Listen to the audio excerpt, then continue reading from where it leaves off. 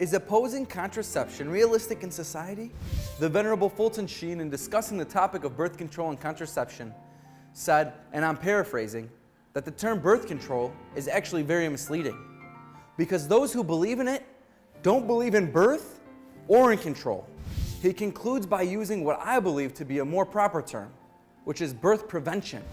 Forms of birth prevention, they include birth control implants, birth control pills, intrauterine devices or IUDs, condoms, diaphragms, vasectomies, sterilization for women, and the morning after pill. So now to the question of whether opposing birth prevention is realistic in today's society.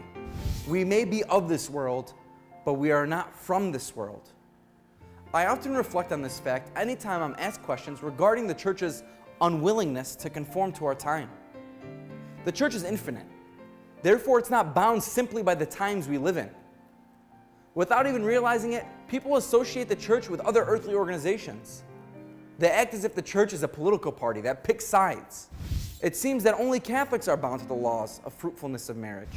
So it is commonly said that Catholics are opposed to any interruption of human life in marriage. And this is true. But we are only a few people that are defending this. This leads people into the error of believing that opposition to interruption of love is purely and solely a Catholic doctrine. This couldn't be further from the truth. In the not so distant past, people generally thought that couples should not have sexual intercourse until they were in love and prepared for children, and thus they should reserve sexual intercourse for marriage. Birth prevention is wrong because it damages our physical well-being, our marital relationships, our relationships with God, and our souls. Birth prevention effectively enables people to sever the connection between having sex and having children. Today, many people think there doesn't have to be a connection between having sex and being in love, let alone being married. Birth prevention leads people to think they can have sex without preparation or expectation of the responsibility of parenthood. And this launches a lifestyle that treats sexual intercourse as simply a pleasurable activity to be enjoyed by individuals at their own leisure. Let there be no mistake. In spite of the use of birth preventative measures, unanticipated pregnancies often happen. These unanticipated pregnancies are then referred to as an accident. But it is not possible to get pregnant by accident. To get pregnant as a result of sexual intercourse means something has gone right, not that something has gone wrong. There's an appropriate alternative.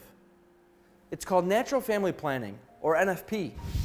NFP has been given the misconception that it just doesn't work and is ineffective. This is simply not the case.